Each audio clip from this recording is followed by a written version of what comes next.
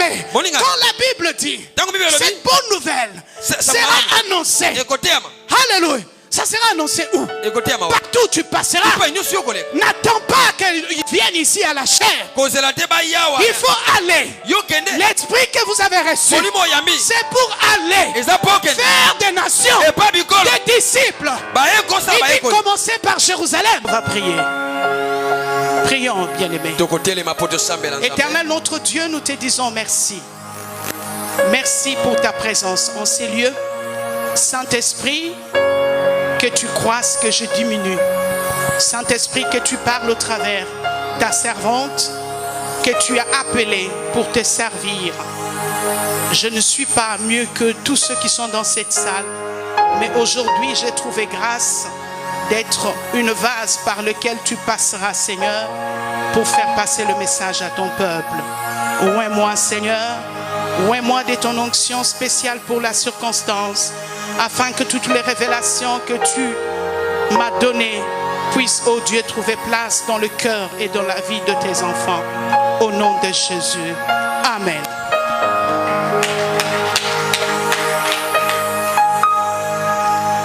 Notre texte de base aujourd'hui est dans 1 Roi chapitre 1. J'ai quelques versets sur lesquels je vais m'accentuer. J'aimerais que le lecteur nous aide à lire la parole de Dieu. Tu commences avec le premier verset. 1 Roi chapitre 1er, le verset 1er. Le roi David était vieux, avancé en âge. On le couvrait de vêtements et il ne pouvait se réchauffer. Ses serviteurs lui disent que l'on cherche pour mon seigneur le roi une jeune fille vierge, qu'elle se tienne devant le roi, qu'elle le soigne et qu'elle couche dans son sein. Et mon seigneur le roi se réchauffera. On chercha dans tout le territoire d'Israël une fille jeune et belle. Et on trouva Abishag, la Tsunamite, que l'on conduisit auprès du roi. Cette jeune fille était fort belle. Elle soigna le roi et le servit, mais le roi ne la connut point. Le roi ne l'a connu point. Est-ce que tu peux continuer? Adonijah, fils d'Agig, se laissa emporter par l'orgueil jusqu'à dire: c'est moi qui serai roi. Et il se procura un char et des cavaliers et 50 hommes qui couraient devant lui. Son père ne lui avait de sa vie fait un reproche en lui disant: pourquoi agis-tu ainsi? Adonijah était en outre très beau de figure et il était né après Absalom. Il eut un entretien avec Joab, fils de Tcherouja, et avec les sacrificateurs Abiatar, et ils embrassèrent son parti. Mais les sacrificateurs Tchadok... Un instant. C'est là, okay? Vous vous rendez compte qu'à l'approche des élections en RDC, il y a déjà des partis politiques qui ont existé depuis les temps anciens, n'est-ce pas? Et vous allez remarquer aussi que Adonijah a fait ce qu'on appelle un coup d'État. Frère, fils du roi, viens donc maintenant, je te donnerai un conseil, afin que tu sauras ta vie, afin que tu sauves ta vie et la vie de ton fils Salomon. Va, entre chez le roi David et dis-lui: ô roi mon seigneur, n'as-tu pas juré à ta servante en disant: Salomon ton fils régnera après toi et il s'assiera sur mon trône? Arrête-toi là s'il te plaît. Amen. Je cours rapidement vers le verset 30. La Bible dit ainsi: je l'ai juré par l'Éternel, le Dieu d'Israël, en disant: Salomon ton fils régnera après moi. Il s'assiera sur mon trône à ma place. Ainsi ferai-je aujourd'hui. Alléluia. Amen. Ainsi ferai-je aujourd'hui. Au verset 34. Là, les sacrificateurs Tsadok et Nathan le prophète loindront pour roi sur Israël. Vous sonnerez de la trompette et vous direz vive le roi Salomon. Au verset 37, la Bible dit que l'Éternel soit avec Salomon comme il a été avec mon Seigneur le roi, et qu'il élève son trône au-dessus du trône de mon serviteur le roi David. Verset 39, le sacrificateur Tsadok prit la corne d'huile dans la tente et y oignit Salomon en sonnant de la trompette, et tout le peuple cria vive le roi Salomon. Au verset 47, et les serviteurs du roi sont venus pour bénir notre Seigneur le roi David en disant que ton Dieu rende les noms de Salomon plus célèbres que ton nom, et qu'il élève son trône au-dessus du trône. Et le roi s'est prosterné sur son lit. Verset 48. Voici encore ce que dit le roi. Béni soit l'Éternel, le Dieu d'Israël, qui m'a donné aujourd'hui un successeur. J'aimerais que tu répètes après moi: successeur. Successeur. Successeur. Et la personne qui fait cette déclaration, c'est David. David déclare: enfin, j'ai un successeur. Enfin, j'ai un successeur. Il a dû choisir un successeur à la fin de ses jours.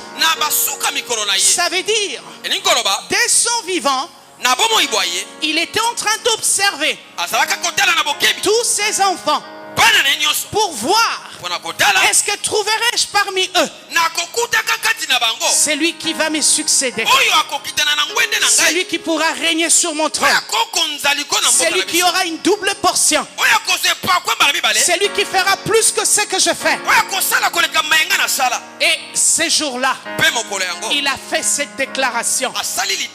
Au verset 52, la Bible dit, Salomon dit, s'il se montre un bon homme honnête, là il parle d'Adonijah, parce que Adonijah, après avoir appris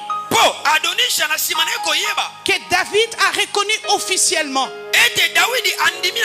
Salomon comme roi d'Israël en tant que son successeur, Adonijah a pris fuite. Il est allé saisir l'autel pour chercher la faveur de Salomon, afin qu'il ne soit point tué. Alors c'est alors que Salomon dira, s'il se montre un bon homme honnête, il ne tombera pas à terre un de ses cheveux. Mais si se trouve en lui de la méchanceté, il mourra. Et le roi Salomon envoya 2 gens qui le firent descendre de l'autel. Il vint se prosterner devant le roi Salomon. Et Salomon lui dit, va dans ta maison. Parole du Seigneur. Est-ce qu'on peut acclamer la parole très fort? Alléluia. Lorsque le prophète m'a appelé pour me joindre à cette conférence, j'ai prié Dieu. J'ai dit au Seigneur, qu'est-ce que je vais partager avec tes serviteurs? Alléluia. Et le Saint-Esprit m'a ramené vers cette présentation. Parce que c'est une conférence. Je me rappelle, il y a 4 ans de cela, il y a un prophète qui devait être ordonné. Et pendant qu'ils étaient dans le préparatif de l'ordination, le Seigneur lui parle. lui dit le jour de l'ordination, il faut donner la parole à la servante de Dieu Dorcas. C'est elle qui va prêcher. Je me rappelle encore de ces jours. Oh, combien j'ai été humilié devant les hommes. J'ai été humilié devant les hommes. Parce que la personne qui devait être ordonnée fait partie d'un mouvement chrétien quelconque. Et selon leur mouvement, si la personne qui doit prêcher à une ordination doit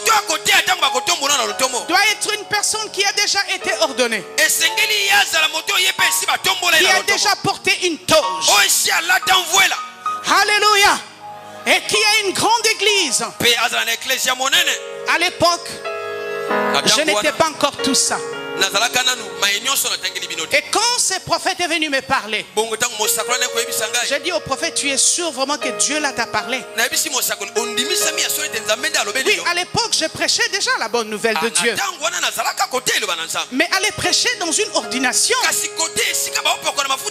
là on doit consacrer de serviteurs de Dieu. Je n'ai jamais abordé un thème pareil. Mais le prophète a dit, Dieu a parlé. Il en sera ainsi. Bien-aimé dans le Seigneur, je dis laisse-moi le temps de prier. Je me suis mis à genoux ce soir-là.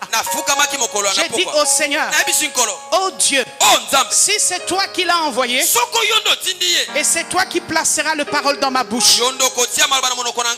Et quand je priais, j'ai ouvert la Bible, je suis tombé dans ces passages de 1 Roi 1. Et lorsque je suis arrivé au verset 48, où Salomon a déclaré qu'enfin il a un successeur, David, directement, mon esprit s'est ouvert et j'ai commencé à voyager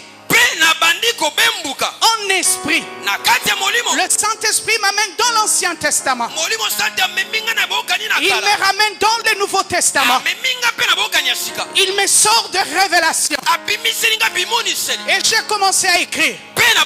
J'écrivais et à un moment je m'arrête. J'ai dit waouh, c'est pas possible. J'ai toujours lu ces passages, mais jamais je n'ai découvert de choses aussi importantes. Et j'ai écrit au moins 12 pages. Et quand j'ai fini d'écrire, j'ai dit Saint-Esprit merci. Et les jours de la consécration, j'étais sûr de moi, parce que ce que j'avais reçu ne venait pas de mon intelligence, ne venait pas de mes recherches, mais ça venait de la révélation du Saint-Esprit. Et comme c'est lui-même qui est le révélateur, donc j'étais sûr, parce que nous tirons notre assurance dans l'Esprit de Dieu. Amen. Et ce jour-là, je suis arrivé. Aujourd'hui, je suis un peu forte, mais à l'époque, j'étais tellement mince. J'étais tellement insignifiant. J'ai dit merci à Dieu de m'avoir donné cette grâce. Et quand je suis arrivé, les gens étaient habillés en toge. Et il m'a regardé. Le monsieur qui devait organiser, disons conduire l'ordination, il dit mais qui va prêcher? On lui montre, on dit Dorcas. Non, on dit c'est la servante de Dieu Dorcas. Il dit où est Dorcas? C'est qui Dorcas? C'est toi? Tu es consacré. Où est ta toge? Je lui ai dit, je me souviens toujours de ma réponse. Je lui ai dit, je n'ai pas besoin d'un toge pour communiquer la parole de Dieu. Tout ce dont j'ai besoin, c'est de l'Esprit de Dieu. Si l'Esprit est avec moi, je peux tout. Disait Paul, je puis tout par celui qui me fortifie. Et j'étais calme. Et l'endroit où on devait mettre le prédicateur, on a changé de siège. Parce que je n'étais pas digne de me mettre sur ces canapés bien ornés. Oh, j'avais tellement pitié de ma personne. J'ai dit, oh Dieu, si tu peux me laisser dans cette humiliation, je ne sais pas par où je sortirai. Et lorsqu'on annonce la prédication, je prends le micro, ma main commence à trembler. J'ai dit, mais qu'est-ce que je vais dire? J'ai oublié tout ce que j'avais écrit. Alors je me suis mis devant. J'ai entendu le Saint-Esprit me souffler une chanson. La chanson de Nema Yabwana. Et j'ai commencé à chanter. On m'avait donné que 30 minutes. Un prédicateur dans une consécration te donne 30 minutes. J'ai dit c'est bon, ce n'est pas un problème. J'ai pris le micro. J'ai invoqué la puissance de Dieu. Bien aimé, quand j'ai pris le micro, je n'ai pas compris. Du début à la fin, je commençais à pleurer. Il y avait un panier d'offrandes. Les gens ont commencé à donner l'offrande. Mais je ne comprenais pas. Et dès que j'ai fini, j'ai entendu l'Esprit de Dieu me dire, maintenant sors, va-t'en. Je suis sorti. Alléluia. Amen. Je suis parti. Bien aimé dans le Seigneur, c'est cette même prédication que j'ai prêché ce jour-là que le Seigneur m'a dit, parle sur ces choses parce que vous ne les avez pas encore exploitées à fond et vous avez l'honneur de recevoir cette révélation de Dieu. Alléluia. Je vais vous parler du leadership et de la succession. Le leadership, je sais que vous avez plusieurs définitions de ces concepts.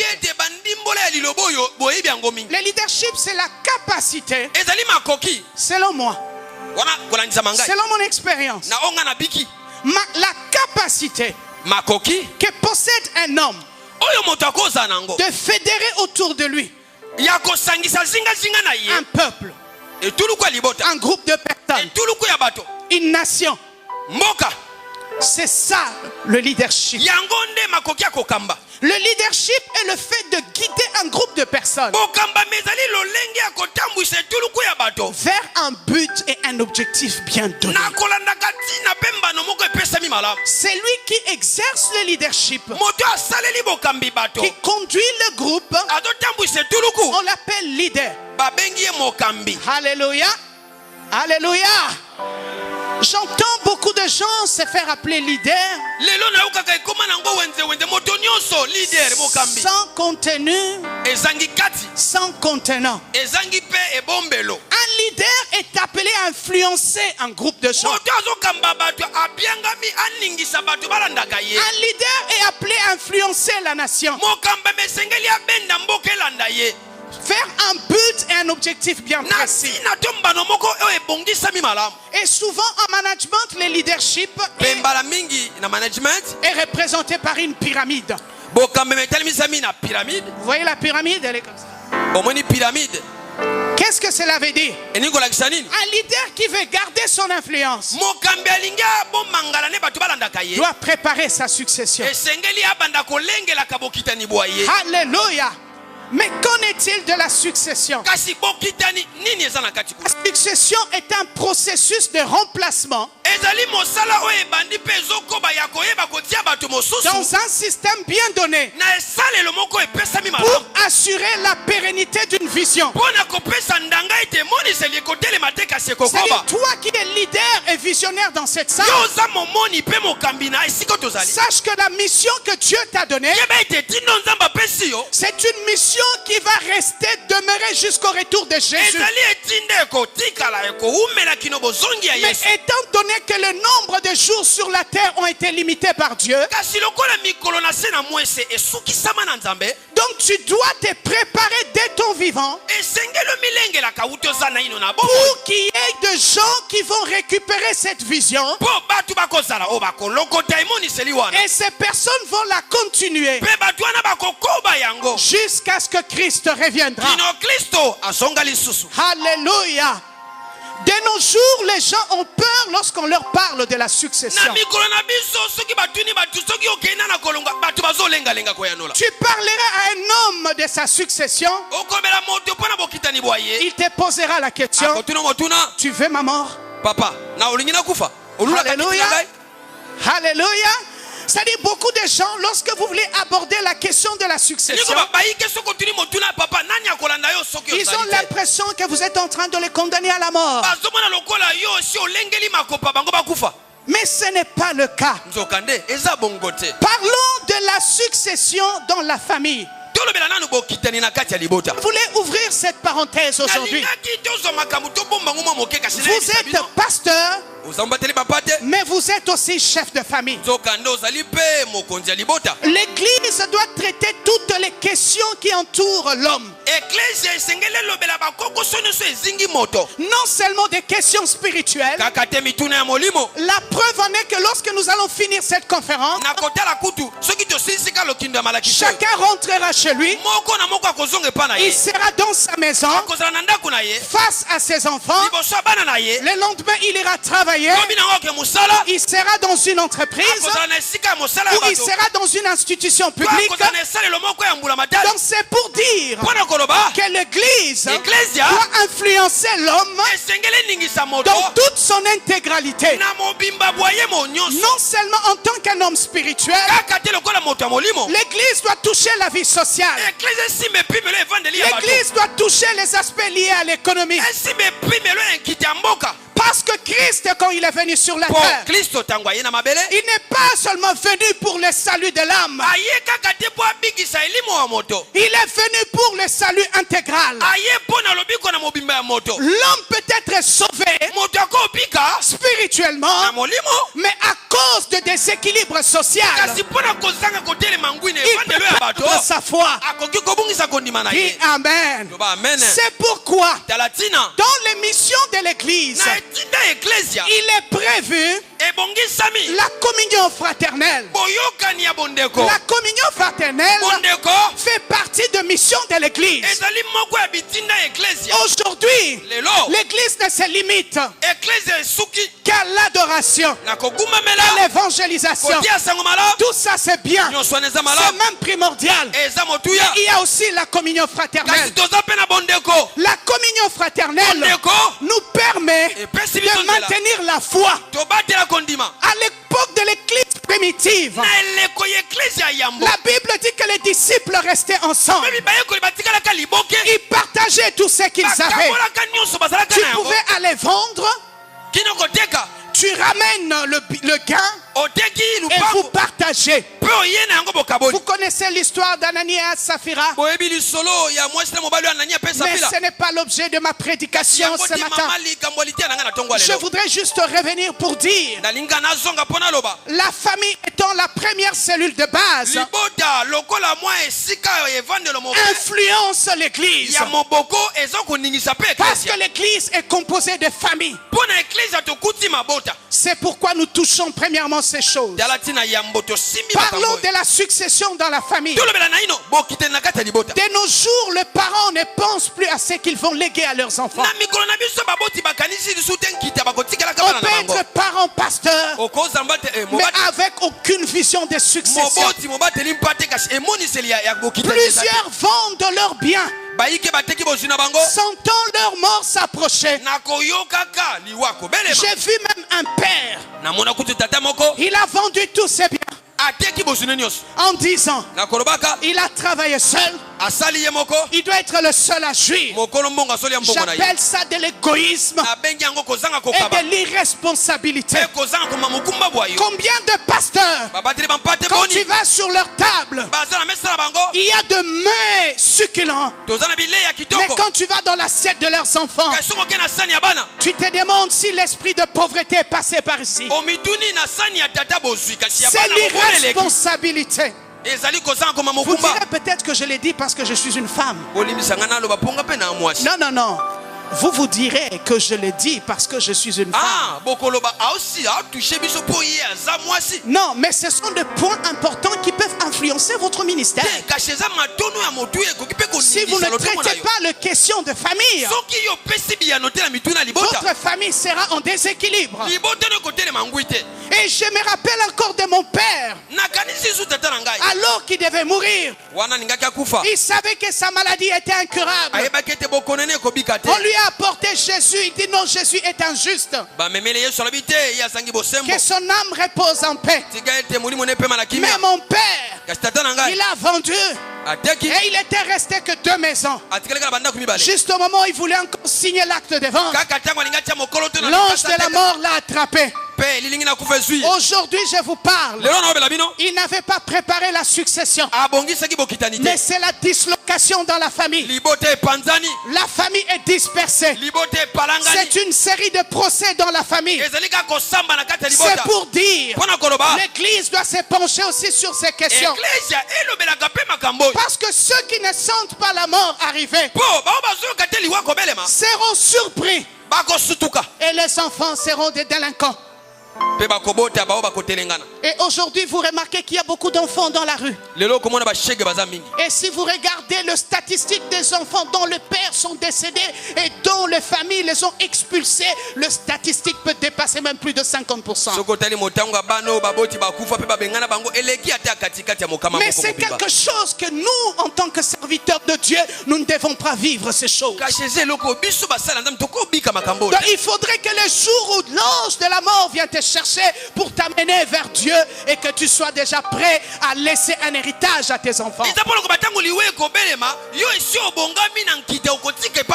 La succession se prépare dès son vivant. Pendant que tu as toutes tes facultés en place, c'est à ce moment-là que tu dois te préparer. On ne se prépare pas parce qu'on a des millions. La succession peut passer aussi par plusieurs facteurs. En envoyant ses enfants à l'école, tu prépares ta succession. En apprenant aux enfants l'éthique, tu prépares la succession. Mais bien sûr en ayant quelques biens matériels, ne cherche pas à tout dilapider. Prépare l'après. Quand tu ne seras pas la homme de Dieu, ne pense pas que les gens viendront pour aider tes enfants. J'ai vu des pasteurs mourir. Le même jour on a fait la collecte. Parce que c'est cérémonial. On a mis l'argent ensemble, on a donné à la femme et à l'enfant. Et c'était le dernier jour que les amis collègues ont visité cette famille. Mais entre-temps, tu es déjà dans la tombe. Qu'as-tu fait pour préparer après toi? Dis Amen. Dis Amen. Parlons de la succession dans le monde. J'aimerais ouvrir une parenthèse. Vous savez bien aimé, lorsque Dieu nous met à côté des hommes ou à côté des nations, nous devons copier ce qui est bon. J'aimerais parler de l'Occident. Quand je parle de l'Occident, je pense à l'Europe, à l'Amérique. Vous trouverez qu'il existe des grands industriels qui existent depuis des générations et qui sont les fruits de la succession. Vous avez roulé au travers les voitures Peugeot, n'est-ce pas? Et quelle était la voiture qui vous a plus intéressé dans la série Peugeot? 504. Alléluia. J'ai encore vu il y a 2 jours, alors que je venais ici à la conférence, je vis un monsieur avec plein de sacs, il a chargé. Mais je peux vous dire, cette voiture est tellement résistante. Mais cette marque appartient à une famille. Ça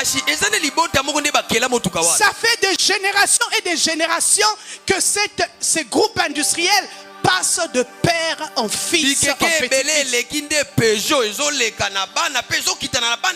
Vous connaissez le groupe Bolloré, n'est-ce pas? C'est le groupe qui aujourd'hui vous vient avec de navires, énormes navires ici au Congo. Mais ces groupes datent de génération en génération. Si le monde peut le faire, pourquoi pas nous les hommes de Dieu? Pourquoi pas nous les femmes de Dieu? Alléluia. Nous crions la pauvreté. Mais j'aimerais vous dire une chose. La richesse répond à des principes. Si tu n'es pas organisé, tu peux avoir le potentiel.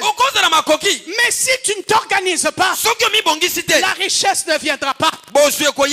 Alléluia. Il est très important que les hommes de Dieu se réveillent. Ce n'est pas un péché d'être un homme de Dieu et d'être millionnaire. Au contraire, ça va faciliter le salut des âmes. Parce que tu n'auras plus à faire tout le temps le panier pour que les gens donnent. Pour faire l'évangélisation, il suffit de prendre $1 million dans ta poche. Et tu peux toi-même sponsoriser une croisade. C'est vrai que le peuple de Dieu doit bénir l'œuvre de Dieu, pour qu'au retour il soit aussi béni. Mais Dieu déclare dans sa parole, j'ordonne que tu sois puissant. Mais ce n'est pas seulement une puissance spirituelle, mais c'est aussi une puissance matérielle. C'est aussi une puissance financière. Alléluia. C'est possible. Aujourd'hui nous critiquons les hommes de Dieu qui viennent du Nigeria et ailleurs. On dit qu'ils ont des millions. Où est-ce qu'ils ont eu cet argent? Mais pourquoi on n'aurait pas de millionnaires pasteurs au Congo? C'est possible.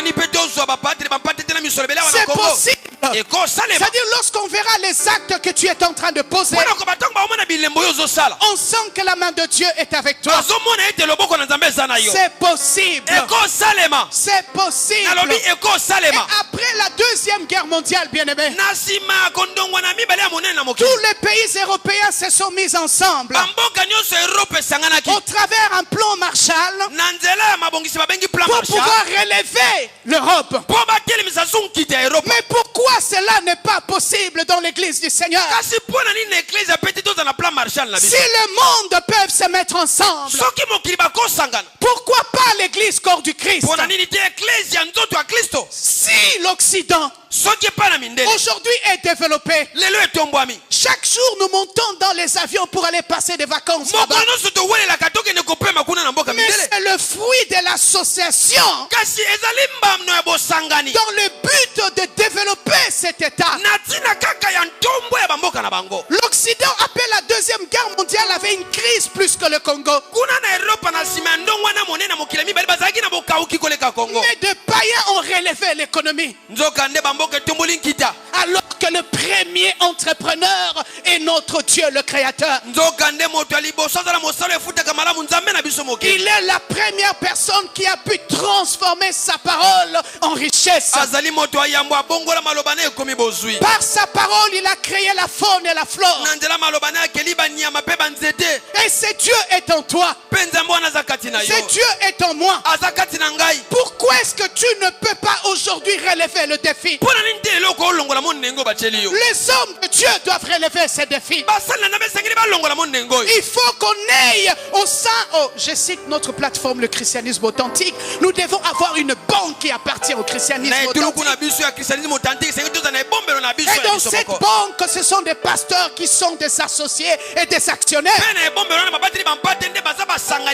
pouvons créer une plateforme pour accorder de microcrédits à nos membres. pour qu'ils puissent développer les activités génératrices de revenus.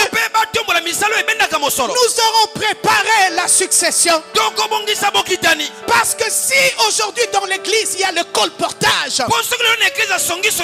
c'est parce que les gens n'ont rien à faire. C'est parce qu'il n'y a pas du travail. Bien aimé, lorsqu'on travaille, on n'a pas le temps de parler des autres. C'est pourquoi l'église doit relever le défi. Nous devons créer l'emploi. Nous devons être un partenaire puissant pour influencer la nation congolaise, pour influencer la politique congolaise. C'est possible. C'est possible. C'est possible. Oui, bien-aimé. Au lieu de se battre entre nous, nous avons reçu la puissance de Dieu. Et tout à l'heure, nous allons recevoir l'impactation. Mais après, qu'est-ce qu'on fait? Allons, faisons de toutes les nations les disciples. Nous allons les baptiser au nom du Père, du Fils et du Saint-Esprit. Et après cela, nous allons nous-mêmes leur donner du travail. C'est possible. Alléluia. Amen. J'ai l'impression de parler à des bâtons. Ah oui, c'est possible. Dis-moi que c'est possible. Dis-moi que c'est possible. Oui. Au christianisme authentique, nous aurons des banques, nous aurons des écoles, nous aurons des hôpitaux, nous aurons des pharmacies, oui, des entreprises de production. Et qui sera actionnaire? Acclame très fort, acclame très fort.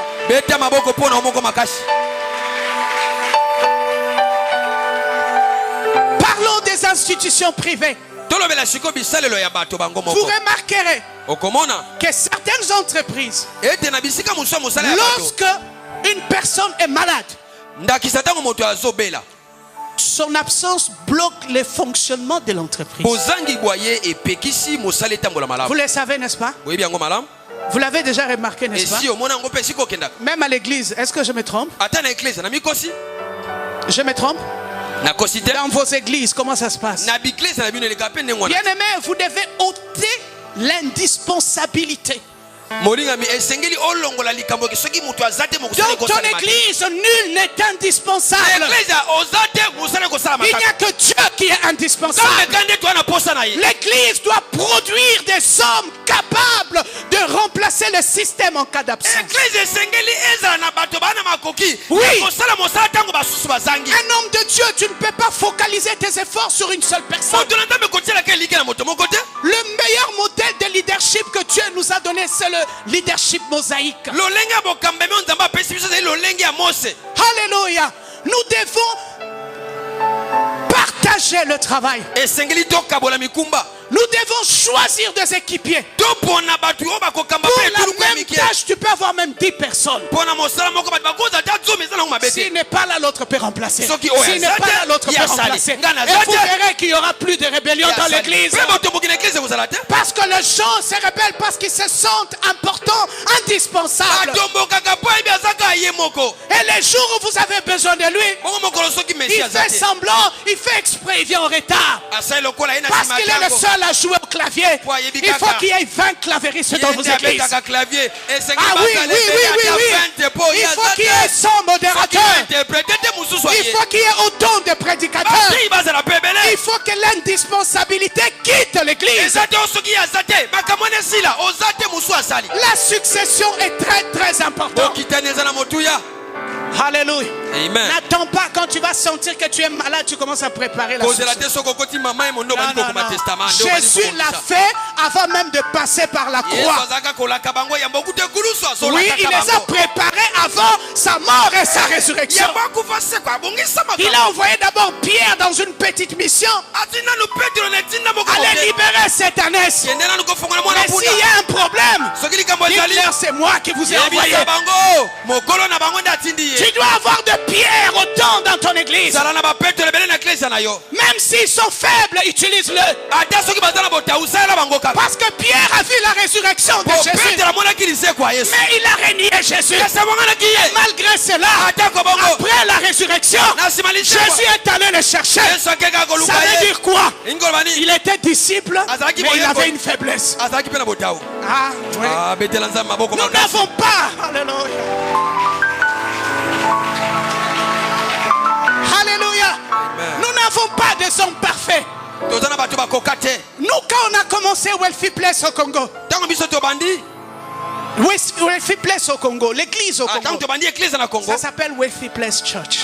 C'est-à-dire la maison des richesses. Alléluia. Amen. Amen. Je me rappelle, j'étais seul. J'entrais porte à porte. J'ai dit au Seigneur, je ne vais pas aller chercher les brebis d'autrui. Je vais y arriver. Je vais y arriver. Et je vais vous parler sérieusement. Je suis allé porte à porte. Bon marché entier me connaît.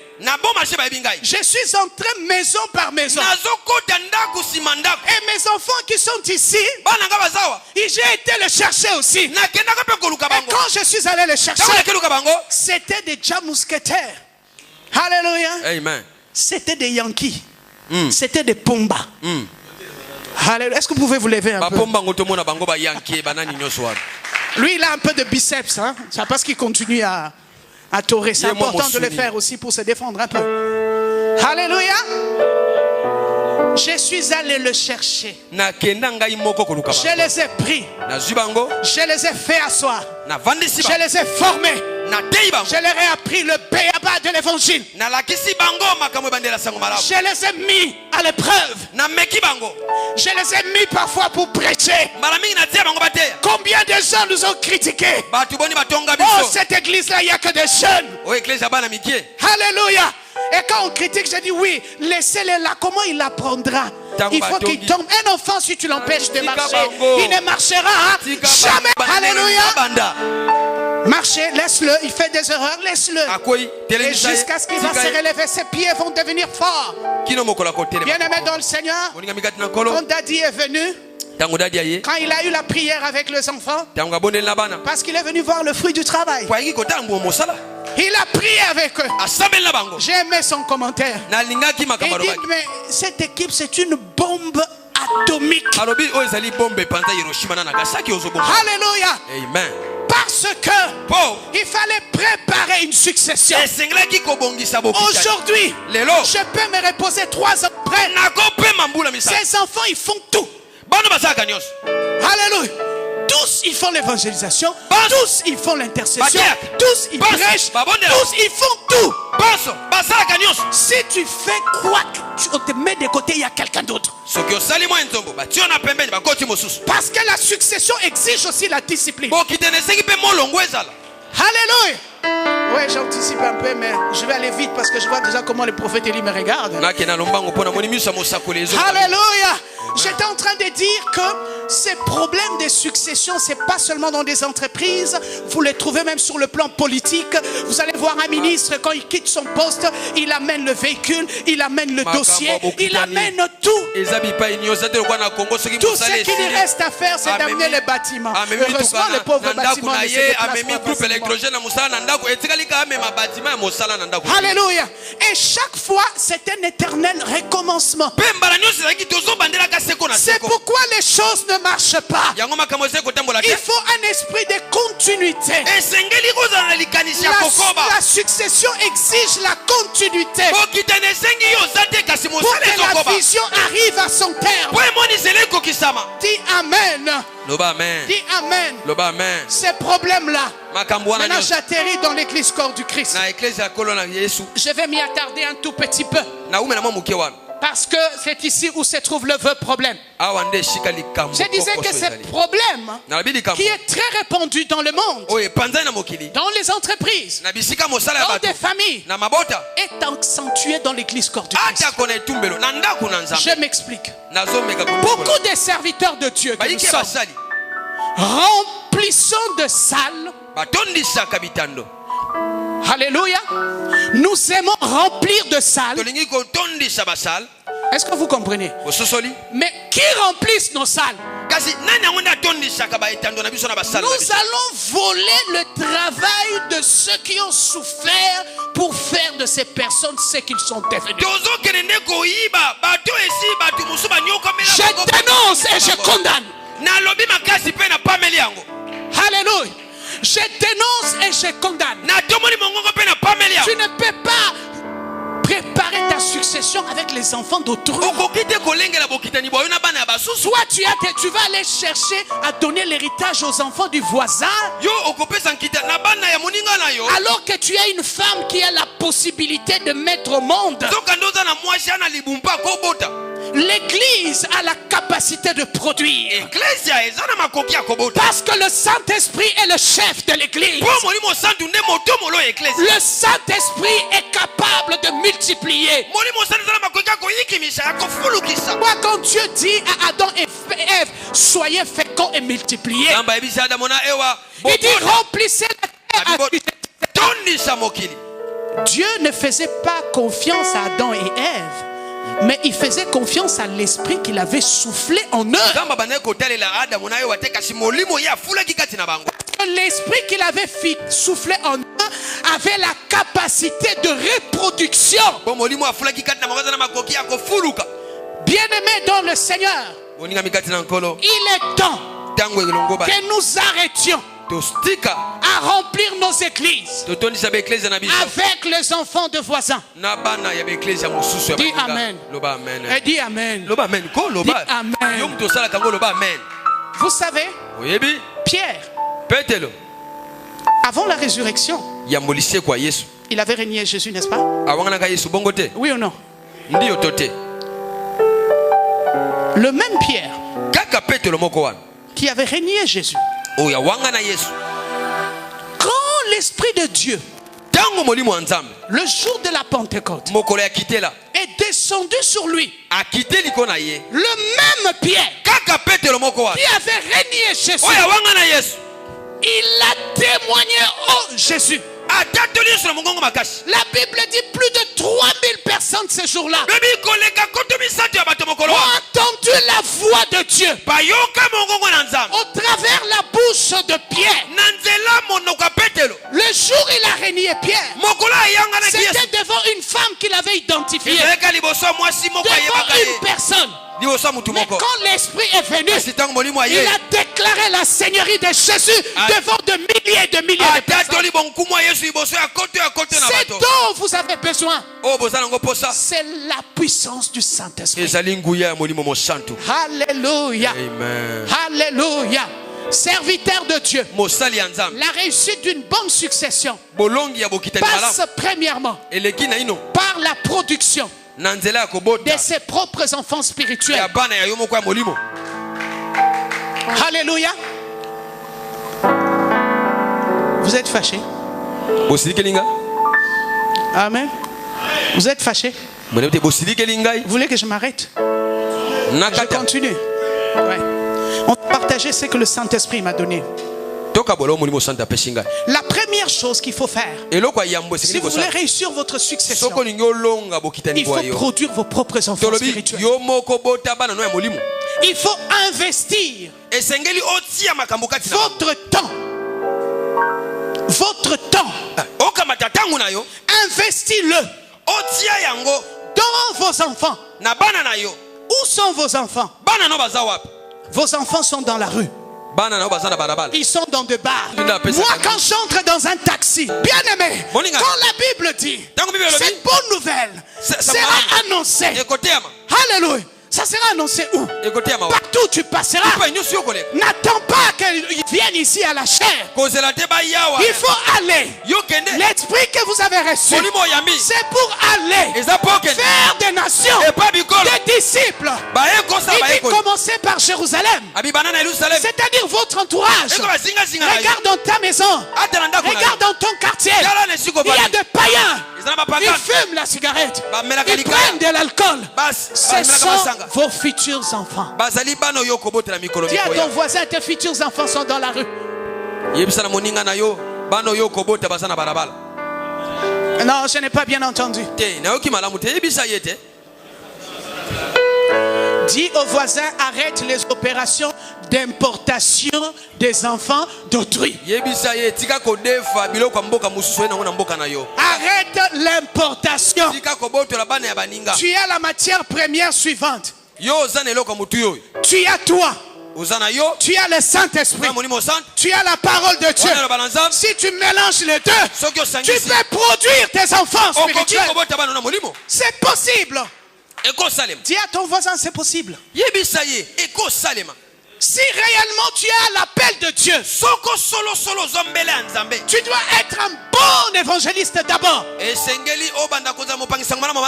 Parce que quand Jésus a donné le pouvoir à ses disciples, Dieu n'a pas réparti le ministère. C'est Paul avec l'onction du Saint-Esprit qui a pu interpréter l'appel de Jésus. Mais il leur a dit à tous, il dit allez, faites de toutes les nations mes disciples. Alléluia. Pour faire une église, on n'a pas besoin de beaucoup de choses. Tu as juste besoin de la parole et du Saint-Esprit et du courage, et tu commences le travail. Et tu vas voir que Dieu va même te faciliter les choses.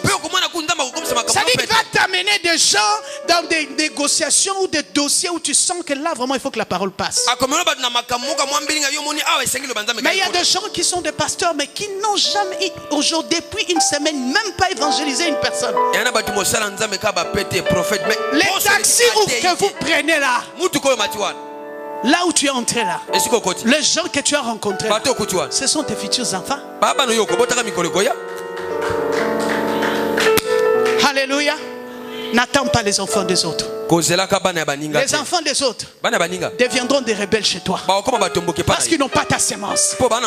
Il faut que toi-même tu produises. Tu dois mettre ta propre sémence. Qu'il pleuve, qu'il neige, ils ne partiront pas. Parce que je n'ai jamais vu un enfant que tu as mis au monde, même si le papa le tape, il peut sortir, il tourne, mais il reviendra dormir à la maison. Dis amen. Encore plus fort. Amen. Amen. Mais par contre, et je suis sûr que c'est ce qu'on fera au christianisme authentique, le transfert est possible, mais ça doit se faire dans le cadre d'une charte qu'on doit signer entre églises, de façon à ce que si une personne pour des raisons de distance ou de proximité, son pasteur va écrire une lettre de recommandation. Comme tu n'habites plus à Beaumarchais, tu habites à Mongafula, je te recommande à telle église, et tu écris au pasteur. Le pasteur regarde et il vous intègre directement. Et vous savez pourquoi il y a aussi des rébellions? Parce que quelqu'un qui était à Beaumarchais modérateur, il vient à la loi de Jésus sans recommandation. La loi de Jésus va être aussi sûre qu'il a produit ses propres enfants. Il ne peut pas te prendre directement. Alors tu es frustré. Et les gens sont frustrés. Et c'est comme ça qu'ils commencent à se rebeller aussi. Mais si nous sommes organisés dans l'église corps du Christ, on peut faire de grandes choses. N'est-ce pas? N'est-ce pas? Prophète, il faut bien noter ça. Il faut qu'il y ait une charte qu'on signe. On doit d'abord se connaître qui est qui. Comme Daddy nous avait dit. Tu as reçu quoi? Which road have you received? Alléluia. Une fois qu'on s'est bien identifié, on peut se faire confiance. On peut se transférer les enfants sans inquiétude. Parce que je ne peux pas laisser mon enfant aller mourir quelque part. Un père ne laissera jamais son enfant mourir. Dis amen. Amen encore plus fort. Amen encore plus fort. Deuxièmement, pour qu'une succession réussisse, il faut l'amour du berger envers ses brebis. L'amour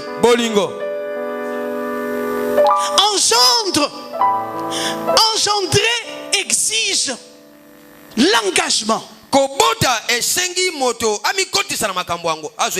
devons aimer nos enfants. Nous devons transmettre notre amour. Le même amour que tu donnes à tes enfants spirituels, tu dois les donner à tes enfants biologiques plutôt. Oui, parce que l'amour engendre la soumission. L'amour engendre le respect. L'amour engendre l'engagement. Quelqu'un qui se sent aimé dans l'église, il sera prêt à tout donner. Pasteur, ôte la discrimination dans ton église. Arrête la partialité. Aime tous de la même façon. Donne le meilleur de toi-même à tes enfants. Les enfants qui sont le fruit de l'amour de leurs parents assurent à meilleur la succession. Et ils portent bien la vision. Par contre, le rejet entraîne la rébellion. Kadadonija, la Bible dit c'était le frère d'Absalom. Son père lui faisait tout le temps de reproches. Ce n'est pas mauvais de faire des reproches à l'enfant. Tu aimes, tu reproches, tu aimes, tu disciplines, et ça crée l'équilibre. Dis Amen. Amen. Amen. La troisième chose pour réussir dans la succession, c'est le choix du conjoint. Pasteur, je vous appelle, pasteur. Répondez non, pasteur. Je parle aux hommes surtout. Je suis une femme et je vais parler de femmes. Le choix que vous faites souvent des choix très erronés.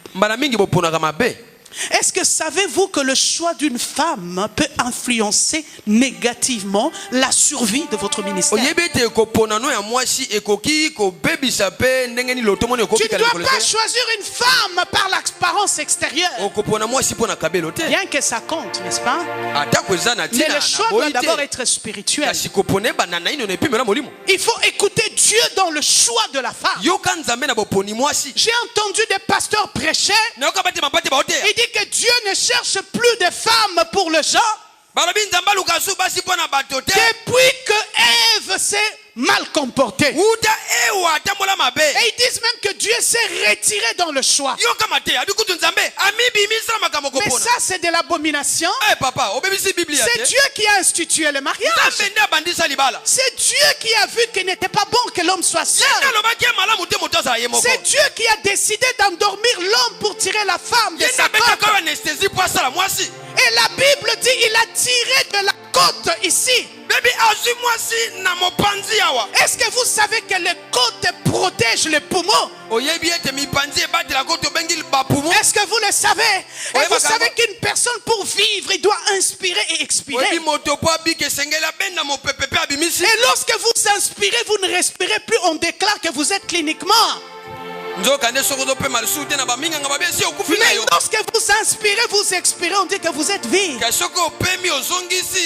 c'est-à-dire la femme a été tirée de la partie de la vie. C'est pourquoi Dieu l'a appelée Ève, parce que ça veut dire vie. La femme apporte la vie dans le ministère de l'homme. Et si tu fais un mauvais choix, c'est la mort dans ton ministère. Dis Amen. Et si toi femme tu fais un mauvais choix qui est souvent tourné vers le bien matériel, sœur dit Amen. Les mamans disent Amen. Alléluia. N'est-ce pas vrai qu'aujourd'hui les mamans pour épouser les hommes, les pauvres pasteurs, ils préfèrent des hommes qui ont de l'argent. Faites très attention. Tout ce qui brille n'est pas de l'or.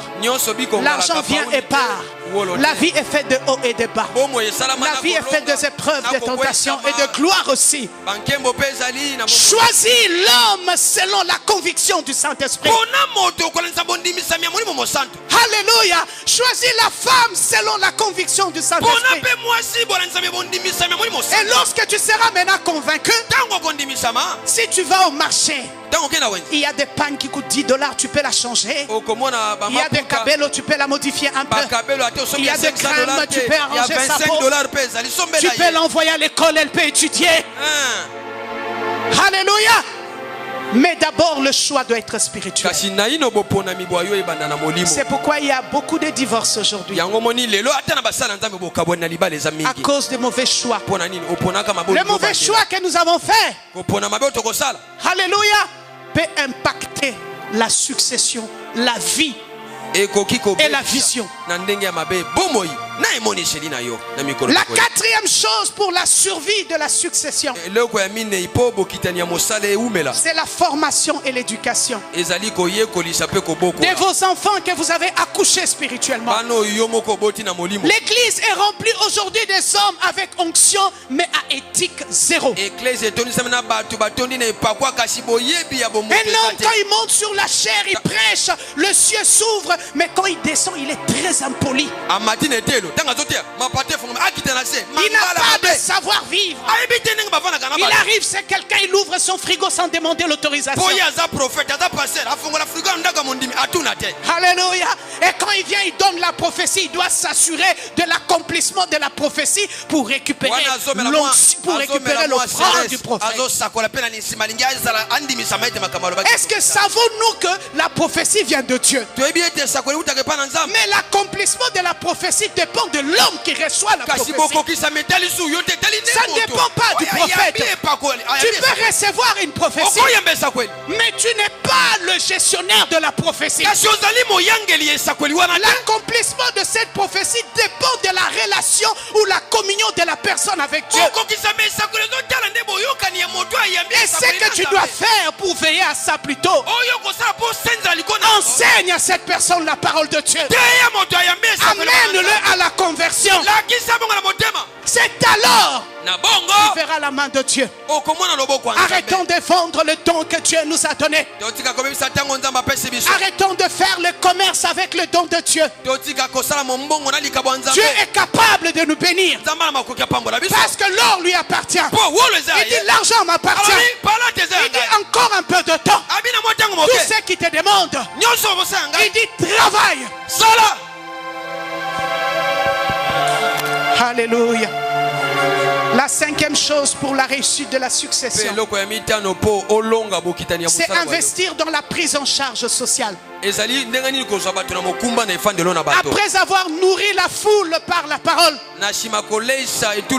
Jésus demande à ses disciples de nourrir cette foule. Mais comment il les a nourris? On a cherché parmi la foule ceux qui en possédaient et ils ont mélangé par l'effet de multiplication. Tout le monde a mangé. Bien aimé dans le Seigneur, je ne suis pas contre les grands édifices que nous construisons aujourd'hui. Mais nous, pasteurs, nous investissons dans les bâtiments. Alors que la Bible déclare, l'heure vient.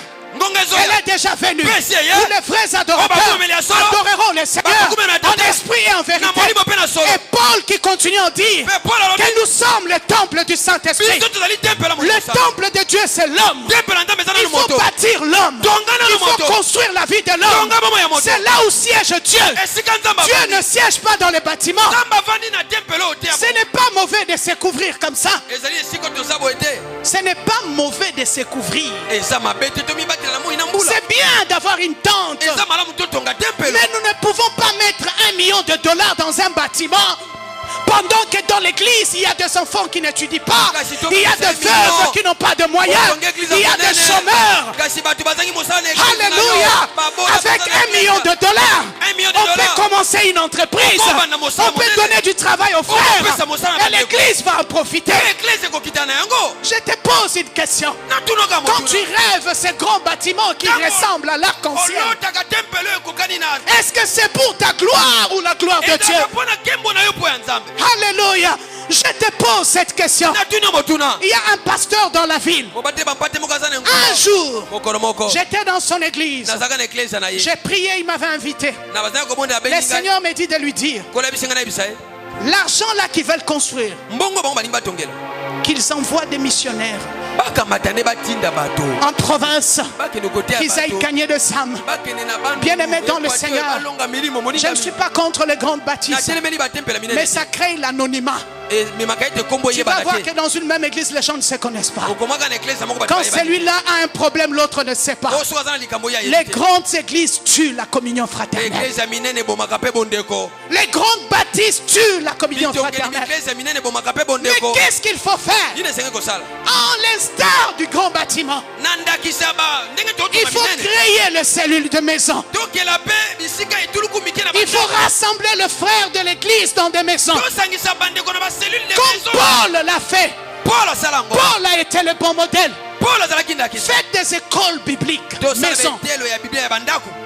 Alléluia. Chez nous, ça se passe comme ça, Wilfie Place. Alléluia. C'est-à-dire les églises de maison. Vous allez voir à Lagos, par exemple, sur chaque avenue, vous avez au moins 10, 20 maisons où les gens se réunissent en groupe. Ça permet aux gens de se connaître. Ça permet aux gens de se soutenir. Ça permet de découvrir les talents. On peut être dans une grande salle comme ça. Nous avons des grands évangélistes, mais qui ne sont pas identifiés. Nous avons des grands intercesseurs qui ne sont pas identifiés. Mais comment les identifier? Et s'ils sont dans un petit groupe, les talents peuvent exploser. Alléluia.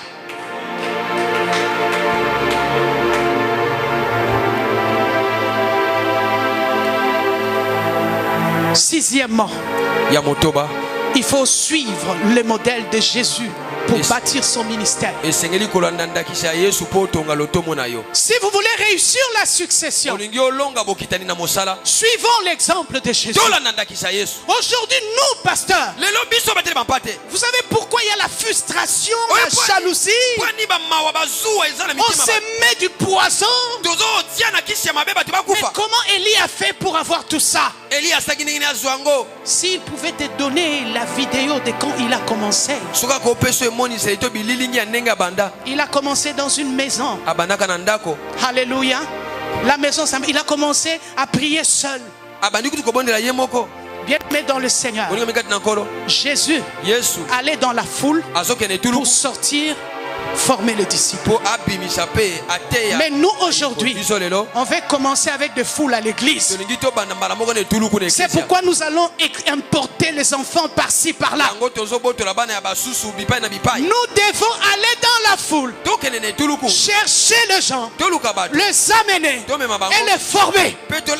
Ça prendra du temps. Ça c'est sûr. Je peux vous l'assurer.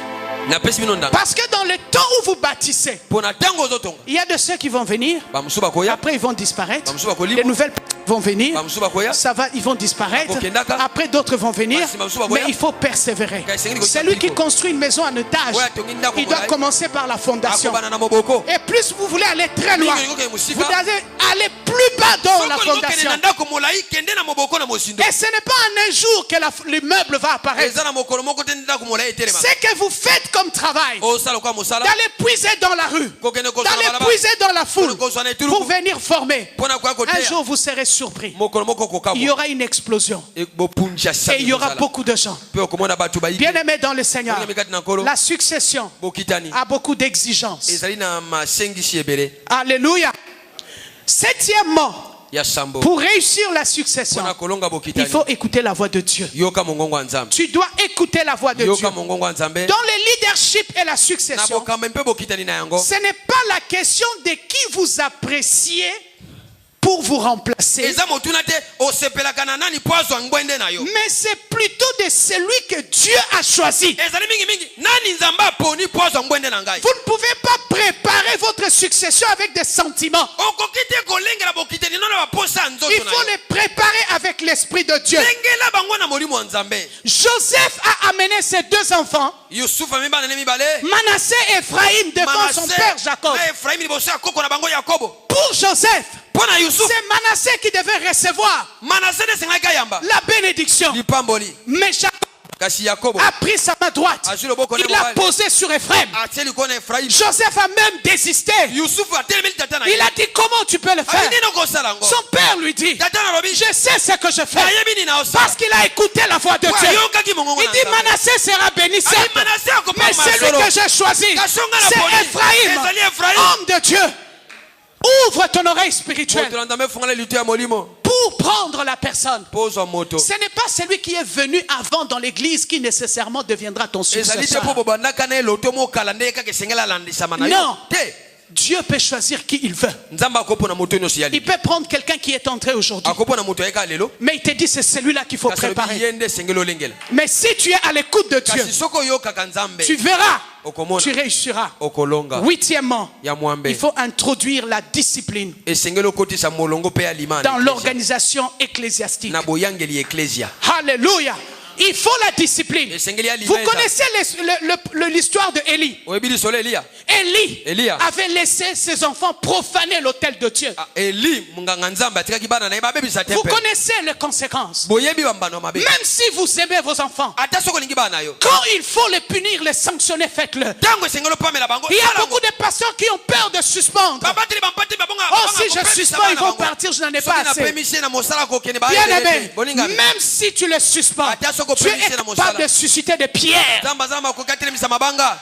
Alléluia. Si tu ne le fais pas, tu tueras le ministère de Dieu. Après la mort d'Élie, est-ce qu'on a parlé encore de lui? Qui a pris la place?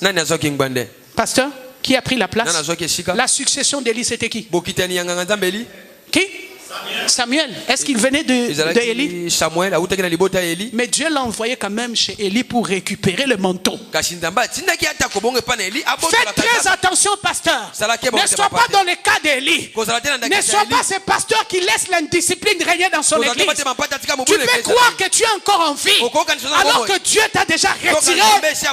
Et tu vas voir que Dieu va mettre quelqu'un d'autre. Mais la grâce est ici. Et Dieu est encore capable de revenir. Si et seulement si tu répares les choses, il est capable. Il est capable. La succession selon la vision de Dieu. Dieu lui-même est le promoteur et l'initiateur de la succession. En instruisant Adam et Ève dans les jardins d'Éden d'être féconds et de multiplier, il avait déjà introduit la notion de la succession. En disant à Abraham, je ferai de toi une paire de nations. Donc c'est-à-dire qu'il y aura un après toi. Il y aura un après toi. En réduisant la vie d'un homme en 120 ans, Dieu avait déjà pensé à la succession. La succession est un moteur terrestre qui véhicule toutes les prophéties de la Bible et les amener vers leur accomplissement. C'est-à-dire, si toi tu ne suis pas le principe de la succession, tu vas à l'encontre de la parole de Dieu. Dis Amen. La succession rappelle à l'humanité tout entière que nous ne sommes que des passagers sur la terre. Pasteur, tu es un passager. Tu as une mission que tu conduis. Il faut que tu te prépares. Prépare-toi. Tu partiras, je partirai. Ceux qui nous ont précédés sont partis. Idaosa est parti. Il a fait de miracles, mais il est parti. Il a laissé le bâton. C'est possible aussi que tu partes. Je ne te souhaite pas la mort, mais j'ai dit que tu finiras par partir. Prépare-toi. Amen. Le choix du successeur doit se faire d'une manière impartiale, se basant sur les critères ci-après. Premièrement, le choix de Dieu. Deuxième critère, c'est la disponibilité. Troisième critère, c'est l'humilité. Quatrième critère, c'est la soumission. Alléluia. Donc, c'est-à-dire, il faut suivre ces critères. D'abord, écouter Dieu et voir ce qui reste. Bien aimé dans le questionnaire. Mais quel est maintenant le mystère caché pour atterrir de la succession. Il y a un mystère dans la succession. C'est que la succession entraîne une double portion. Élie devait partir parce qu'il devait revenir en tant que Jean-Baptiste pour préparer l'entrée de Jésus dans le ministère. Le même Élie est revenu à la montagne de la transfiguration. Alléluia. Pour préparer la résurrection de Jésus. D'abord la victoire sur la croix, mais aussi la résurrection. Alléluia. Jésus-Christ de Nazareth devait partir pour aller préparer une place dans le ciel, mais aussi pour revenir. Donc c'est-à-dire, s'il n'était pas parti, il n'y aura pas d'enlèvement. Donc la succession est très importante. C'est lui qui prépare sa succession, prépare sa gloire future. Alléluia. J'ai entendu un pasteur dire, mais si je laisse mon manteau, mais Élisée va prendre la double portion. Mais la double portion est autant pour celui qui reçoit et celui qui donne. C'est pourquoi n'hésite pas de faire le transfert de l'onction. Tout à l'heure, Daddy va faire un transfert d'onction. Je l'ai entendu dire au prophète Élie, je suis entré très tôt dans le ministère à 17 ans. Mais maintenant, je vais aussi sortir tôt. Il faut te donner aussi le temps du repos avant de mourir. Alléluia. Alléluia. Donne-toi aussi le temps du repos. Il a dit, je suis venu pour transférer ce que Dieu m'a donné, parce que je sens que bientôt je dois déposer aussitôt. Si lui peut le faire, pourquoi pas toi? C'est pourquoi toi qui vas recevoir l'impactation ce matin, en sortant d'ici, commence aussi à te préparer pour impacter les gens qui sont sous toi. Alléluia. Bien-aimé dans le Seigneur, je vois mon ami en train de clignoter l'œil.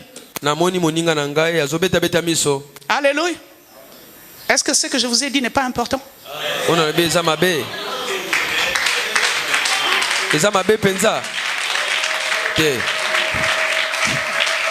Alléluia. Écoutez, au christianisme authentique, nous avons des écoles. Donc ça, normalement, c'est un module de formation. Hein? Donc je l'ai dit ce matin parce que j'étais invité. Parce que si vous me laissez ici, je vais parler jusque demain. Parce que je parle, hein? Je parle beaucoup. Alléluia. Je parle pour la gloire de Dieu. Mais je vais laisser le micro parce qu'il faut que mon père monte pour qu'il puisse vous donner ce que je viens de dire.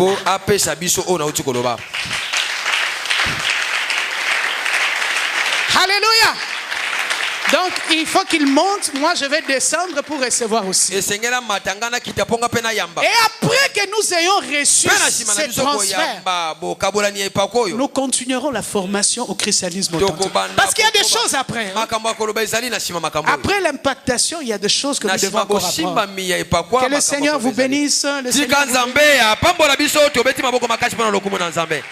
Bien-aimé, quand la Bible dit cette bonne nouvelle sera annoncée, alléluia, ça sera annoncé où? Partout où tu passeras. N'attends pas qu'elle vienne ici à la chair. Il faut aller. L'esprit que vous avez reçu, c'est pour aller faire des nations, des disciples. Il dit commencer par Jérusalem.